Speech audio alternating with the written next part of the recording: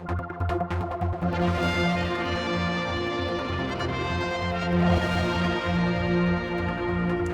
I come to the Derby prison, which incidentally, of course, has just celebrated technically its 5th anniversary of taking inmates. There's a part of that from the original broadcast I did 5 years ago. But with me is Tony Jones, prison officer. And Tony, you received an award last week from the Minister, Julian Watterson. It's the first one that's been handed out for your acts of, quite bravery, but I mean, I know it's your duty and you're playing it down a lot. In fact, to be honest, you didn't even want to do this interview. No. But it's interesting though, because I mean, everyone assumes this is just labelled the Derby Hilton, and yet there's much more that goes on in here. I know that frustrates you in itself, doesn't it? Yeah, there's a lot that people don't see. Inmates' mental issues, self-harmers. There's all sorts of stuff that people just don't realise that goes on. It does affect staff, different people, different ways. And it's just one of those things you have to deal with, and you have to get on with it. You know, there's counselling. They've got support. Like I say, mainly it's just one of those things you just deal with and get on with.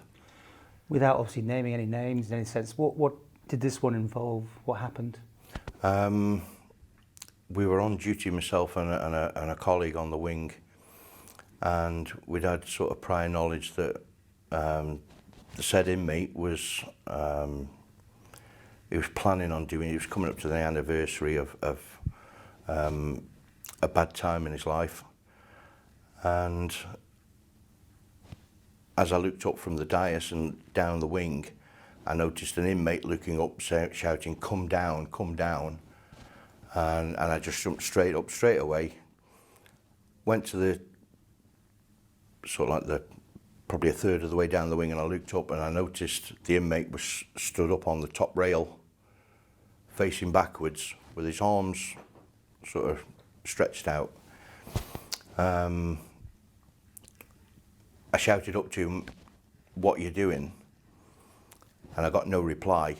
And I turned and said to one of the inmates, and I said, "Go and hit that GA alarm there." And as I turned, I just saw him just dive backwards off the top of the rail and heading down straight for me.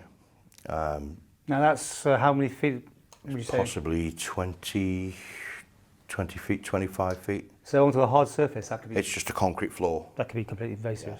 Yeah. My work colleague, he pushed, they have like the dining tables, which are a set 4 chairs and a table all welded together. Yeah. And he pushed that out of the way. And I just looked up and saw him coming down. Sort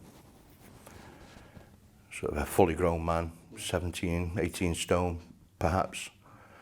And with his arms being outstretched, I cushioned him under his arms with his head and his back on my chest, and I took most of the weight as he was coming sort of from that down head first, which sort of brought him back in a horizontal, and we both flattened into the concrete.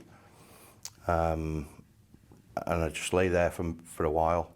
And I thought, yeah, my neck's all right, my shoulders are all right, my arms are all right, legs. I just mentally just give them a little wiggle. I thought, well, I'm okay.